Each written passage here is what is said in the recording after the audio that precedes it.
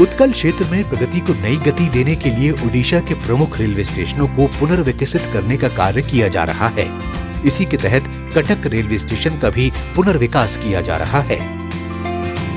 Cuttack railway station का पुनर्विकास कुल 302.63 करोड़ रुपए की लागत से किया जाएगा। इसका निर्माण अगले 4 से 5 दशकों की आवश्यकताओं के अनुरूप होगा, जहां विश्व स्तरीय सुविधाएं प्रदान की जाएंगी।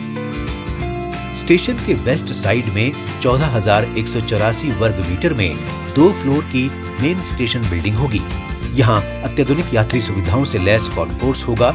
यात्रियों के लिए वेटिंग और retiring room, baby feeding room, dormitory, lift, escalator, cafeteria और पार्किंग की सुविधाएं उपलब्ध होंगी।